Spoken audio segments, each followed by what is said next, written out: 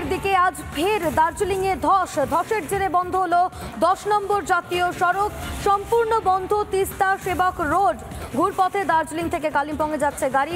তিস্তা বাজার হয়ে দার্জিলিং থেকে কালিম্পং, লাভা হয়ে সিকিম থেকে শিলিগুড়ি যাচ্ছে গাড়ি। অর্থাৎ ঘুরপথে গাড়ি চলাচল করছে, যানবাহন চলাচল করছে। কিন্তু এই মুহূর্তে যে ছবি আপনারা দেখতে পাচ্ছেন তা 10 নম্বর জাতীয় সড়কে। 10 নম্বর জাতীয় সড়ক সম্পূর্ণভাবে বন্ধ হয়ে গিয়েছে ধসের জেরে। তিস্তা সেবক রোড বন্ধ।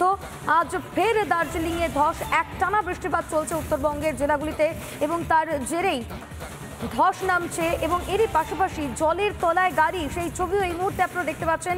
দার্জিলিংয়ে কার্যত জলের তলায় গাড়ি। একটানা বৃষ্টিপাত উত্তরবঙ্গের জেলাগুলিতে এবং একের পর এক নদীতে বাড়ছে জলস্তর। বিপদসীমার উপর দিয়ে বইছে একাধিক নদী এবং এলাকায় এলাকায় জল ঢুকছে, রাস্তায় ধস নামছে। দার্জিলিংয়ের ছবি, আজকের ছবি আপনারা দেখতে পাচ্ছেন, যেখানে আজ ফের ধস নেমেছে 10 নম্বর জাতীয় সড়কে, যার জেরে বন্ধ করে দেওয়া হয়েছে 10 নম্বর জাতীয় সড়ক। ঘুরপথে দার্জিলিং থেকে কালিম্পংয়ে যাচ্ছে গাড়িগুলি। তিস্তা বাজার হয়ে দার্জিলিং থেকে কালিম্পং, লাভা হয়ে সিকিম থেকে শিলিগুড়ি যাচ্ছে সমস্ত গাড়ি। এই মুহূর্তে দুটি ছবি আপনারা দেখতে পাচ্ছেন উইন্ডোর মাধ্যমে। একদিকে 10 নম্বর জাতীয় সড়কে ধসের ছবি দেখতে পাচ্ছেন এবং অন্যদিকে আলিপুরদুয়ারেও কিন্তু সেই একই ছবি দেখা যাচ্ছে। লাগাতার ভারী বৃষ্টি আর ভারী বৃষ্টিতে ক্ষতিগ্রস্ত আলিপুরদুয়ার জেলার বিভিন্ন এলাকা থেকে নামছে ধস। কালচিনি এলাকায় 10টি বাড়ি ধসে ক্ষতিগ্রস্ত। দেখুন কিভাবে বাড়িগুলির ক্ষতি হয়েছে। লাগাতার ভারী বৃষ্টি চলছে আলিপুরদুয়ারে এবং সেই জন্য জেলার বিভিন্ন এলাকায় ক্ষতিগ্রস্ত হয়েছে। আমরা দেখতে পাচ্ছি যে বাড়িগুলোতে কিভাবে ধস নেমেছে, ফাটল দেখা দিয়েছে। বিভিন্ন এলাকায় ধসের জেরে বাড়িতে ফাটল, সেই ছবি কিন্তু আমরা দেখাচ্ছি। কালচিনি এলাকায় 10টি বাড়ি ধসে ক্ষতিগ্রস্ত।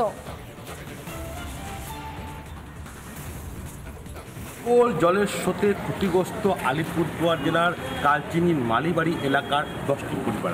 তাদের ঘর কিন্তু বর্তমানে ধসে হচ্ছে, বিপজ্জনক অবস্থায় রয়েছে। এই 10টি পরিবারে যারা মানুষজন রয়েছে তারা কিন্তু বর্তমানে বলা চলে গৃহহীন, আশ্রয়হীন।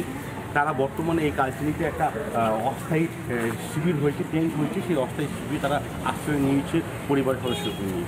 গত দুদিন পূর্বে কিন্তু দেখা গিয়েছে যে প্রবল স্রোতে জল এসেছিল, কালচিনি এই বৃষ্টি এলাকা জলমগ্ন হয়ে গিয়েছিল এবং ওই সময় কিন্তু দেখা গিয়েছিল এই যে কালচিনির মালিবাড়ি এলাকার যে ঘরগুলি সেটা কিন্তু আস্তে আস্তে হেলে যেতে হচ্ছে। তারা কিন্তু প্রায় ধসে কিন্তু ভিত থেকে কিন্তু হেলে গিয়েছে এবং বিপজ্জনক অবস্থা রয়েছে বাড়িগুলি। এই এলাকার যারা বাসিন্দারা তারা দাবি তাদের কিছু একটা ব্যবস্থা করা হোক। ইতিমধ্যে কিন্তু এলাকায় প্রশাসনিক আধিকারিক থেকে শুরু করে জনপ্রতিনিধি থেকে শুরু করে সাংসদ থেকে কিন্তু একাধিক এসে পরিদর্শন করে গিয়েছে এবং এলাকার যারা বাসিন্দারা রয়েছে বর্তমানে যে এখন এই যে অস্থায়ী শিবিরে তারা কিন্তু আশ্রয় নিয়েছে। আলিপুরদুয়ার জেলার কালচিনি থেকে ক্যামেরা অজয়ের সঙ্গে সুচিত্র চট্টোপাধ্যায়, রিপাবলিক বাংলা। উত্তরবঙ্গের এই মুহূর্তে যা পরিস্থিতি রয়েছে তা কিন্তু জানুয়ারি মাসে যোশীমঠের চিত্রের কথা মনে করিয়ে দিচ্ছে। গত বছর জানুয়ারি মাসে দেবভূম যোশীমঠে ঠিক এরকম ধরনের বিপর্যয় নেমে এসেছিল। লাগাতার ধসে যোশীমঠের বাড়িগুলিকে দেখা গিয়েছিল বড় বড় ফাটল। আতঙ্কে এলাকা ছাড়া হয়েছিলেন বহু মানুষ, ভেঙে পড়েছিল বাড়ি, হোটেল।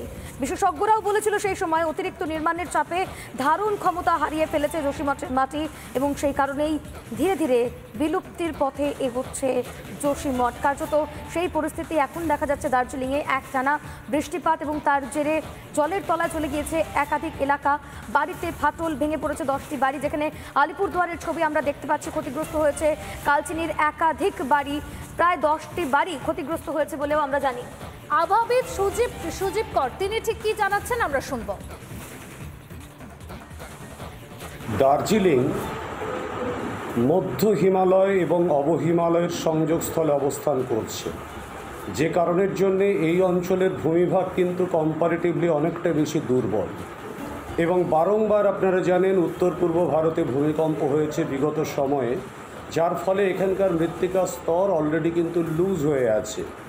বর্ষাকালে যখন বৃষ্টিপাত ঘটতে শুরু করে তখন সারফেসের ওয়েট কম্পারেটিভলি বেড়ে যায় এবং তখন অভিকর্ষজ ত্বরণের টানে এই সারফেস ধীরে ধীরে অবনমিত হতে শুরু করে। যে আরবান এরিয়াতে এখানে ল্যান্ড স্লাম্পিং ঘটেছে সেটা বেসিক্যালি কিন্তু আলটিমেটলি রং আরবান প্ল্যানিংকে ইন্ডিকেট করে, অর্থাৎ ভুল শহরায়ন বা ভুল পরিকল্পনা শহরের মধ্যে গৃহীত হয়েছে, দার্জিলিংয়ে মাটির তলদেশ থেকে প্রচুর পরিমাণে জল উত্তোলন করা হচ্ছে। দার্জিলিং, কার্শিয়াং, কালিম্পং এই সমস্ত অঞ্চলে বড় জলাধার প্রস্তুত করা হয়েছে, যে জলাধারের লোডও কিন্তু সারফেস নিতে পারছে না। ব্রেকিং নিউজের দিকে নজর রাখবো। সরানো হলো চন্দ্রকোনার অঞ্চল সভাপতিকে। চন্দ্রকোনার অঞ্চল সভাপতি পদে রদবদল। 21শে জুলাইয়ের প্রস্তুতি সভা থেকে সেই বদল করা হয়। অঞ্চলের সভাপতি থেকে সরানো হলো রামকৃষ্ণ রায়কে, নতুন সভাপতি করা হলো ইসমাইল খানকে। কোন দলে রাশ টানতে কি রদবদল, তার কারণ চন্দ্রকোনায় বিভিন্ন সময় গোষ্ঠী কোন্দল প্রকাশ্যে এসেছে, সেই কারণেই কি রাশ টানতে রদবদল? যিনি সুয়েজ খাল পার করেছেন তাকে পুরস্কার দেবো না, তাকে কি বাইরে বের করে দেবো? যিনি সুয়েজ খাল সাঁতারে পার দেন তাকে আমরা কিন্তু প্রত্যেকেই আমরা তাকে বাহবা দিই।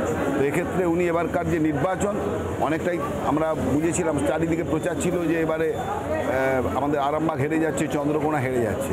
তো উনি সেরকম একটা খাল পেরিয়ে দেখিয়ে দিয়েছেন, তাই ওনাকে পুরস্কার দিয়েছে। যিনি যখন আমরা দেখেছি যে যিনি সেনাপতি হিসেবে কোনো জায়গায় জয় করবেন, স্বাভাবিকভাবেই তাকে আমরা তো মর্যাদা দেবো। আবার লোকসভা ভোটে কোনো একটা প্রচার, কোনো একটা মিটিং, কোনো একটা মিছিল, কোনো একটা মানুষকে বলা নেই, যাতে ঊর্ধ্বতম নেতৃত্বরা দেখেছেন। এবং আমি সেখানে আমার দাঁতে দাঁত দিয়ে আমার যত দলের যতটুকু করার আমার এই কর্মীকে দিয়ে 22টা বুথের কর্মীদেরকে নিয়ে আমি ঝাঁপিয়েছিলাম। এবং তৃণমূল কংগ্রেস মমতা বন্দ্যোপাধ্যায়কে আর তার হাতকে শক্ত করার জন্য আমার অঞ্চল থেকে আমি 7080 ভোটের লিডও দিয়েছি। দল ভেবেছে, আজকে ঘোষণা করেছে আমার নাম সভাপতি হিসাবে। আবহাওয়া দপ্তরের পূর্বাভাস মতোই উত্তরবঙ্গ জুড়ে চলছে ভারী বর্ষা। দার্জিলিং, জলপাইগুড়ি, আলিপুরদুয়ার এবং কোচবিহার জেলাতে কিন্তু অতি ভারী বৃষ্টির পূর্বাভাস দিয়েছিল আবহাওয়া দপ্তর। সেই পূর্বাভাস মতোই কিন্তু উত্তরবঙ্গ জুড়ে একাধিক জায়গাতে অতি বৃষ্টির কারণে বিভিন্ন পাহাড়ি নদীতে কিন্তু ইতিমধ্যে বাড়তে শুরু করেছে জল। এই মুহূর্তে আমি দাঁড়িয়ে রয়েছি মহানন্দা নদীর তীরে। আমি একটু দেখানোর চেষ্টা করব। মহানন্দা নদীর পাশে যে মহানন্দা ব্যারেজ, সেই ব্যারেজের লক গেট খোলা হয়েছে। ইতিমধ্যে জলোচ্ছ্বাস দেখা যাচ্ছে, যা তা কিন্তু মহানন্দার লক গেট থেকে বেরিয়ে ধীরে ধীরে বাংলাদেশের থেকে প্রবাহিত হচ্ছে। এমনভাবে জল বাড়তে থাকলে কিন্তু নদীর সংলগ্ন এলাকায় যারা বসবাস করে তাদের কপালে চিন্তার ভাঁজ। ইতিমধ্যে কিন্তু জলপাইগুড়ি জেলার ডাবগ্রাম ফুলবাড়ি ব্লকের লালটং এলাকা, সেই লালটং এলাকা কিন্তু জল জমে একটা বিপদের আশঙ্কা হয়েছে। সেখানের মানুষজনকে কিন্তু ইতিমধ্যে সরানোর কাজ শুরু হয়েছে। তাদেরকে কোথায় নিয়ে যাওয়া হবে ইতিমধ্যে কিন্তু সেই নিয়ে তৎপর হয়েছে প্রশাসন। শিলিগুড়ি থেকে রণজিৎ বোস, রিপাবলিক বাংলা। নজর রাখবো উত্তরবঙ্গ।